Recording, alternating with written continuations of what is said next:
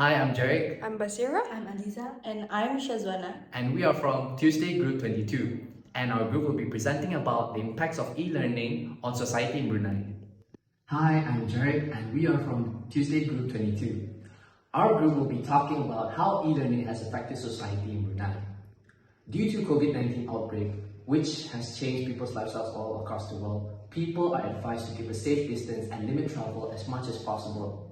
As a result, the majority of educational institutions were shut down to stop the virus from spreading.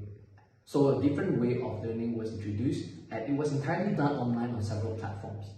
The global educational system has been greatly impacted by the abrupt change in learning methodology. The purpose of the study was to examine how students felt about the use of e-learning amid the present pandemic. Microsoft Form was used to create an online survey that was used for the investigation. The simplicity of disseminating the form and quickly accessing the data led to the selection of this method. On September 21st, 2022, the survey form was distributed and made available for 3 weeks. 69 UB students from various faculties completed the online survey after it was closed. 6 questions concerning the students' experiences with online learning and 4 questions about demographics are included in the form.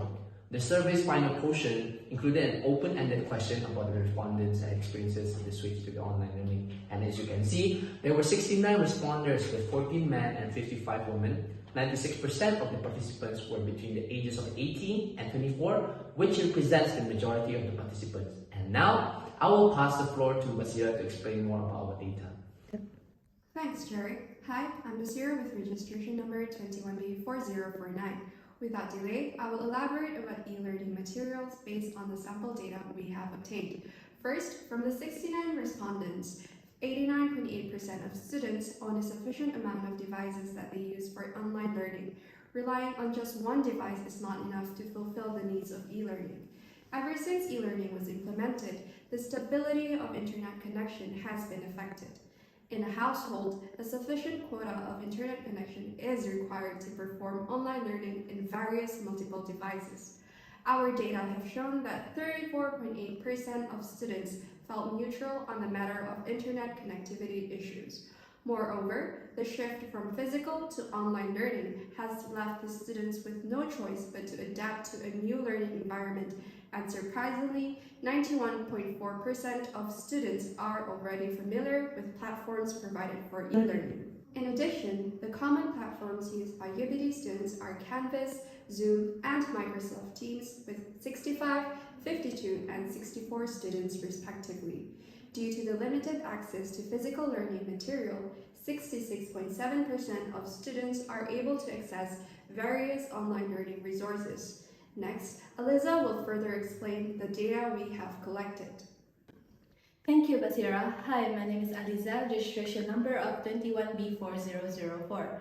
I will be discussing about the advantages and disadvantages of e-learning. First, I'll talk about the advantages of e-learning. Based on the data we have collected, 15.9% of students say that e-learning helps them to understand concepts better. This may be due to the unlimited accessibility to various online resources. Aside from that, 60.8% of students claim that e-learning saves time, as they are able to access to the learning materials at their home and in their own time. As a result, students are able to learn comfortably in their own pace, in which 62.3% of students agreed on this. However, not all students share the same experience with e-learning. So next, I'll discuss about the disadvantages of e-learning. Our study has shown that 44.9% of students disagree that e-learning is more effective than in class mode. One of the reasons is the difficulty in understanding online lectures.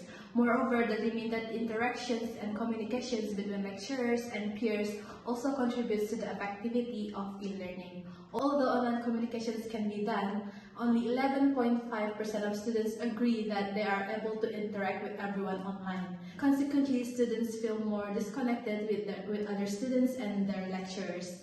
Next, I'll pass the next point to Syazwana. Thank you, Alyzza. Hi, my name is Syazwana and my registration number is 21B4017. I would like to continue the last part of the discussion section regarding the impact of e-learning on mental health. Following that, I will be covering the conclusion and recommendations. Firstly, I will go into the effect of e-learning on mental health. The study has shown that 49% of students' mental health have been affected by e-learning. Some Brunei University students experience the alteration in their sleeping patterns due to online learning. This may have a negative impact on physical and mental health as it affects the sleep quality. Moreover, distractions from the home environment are another aspect in how e-learning affects students' mental health.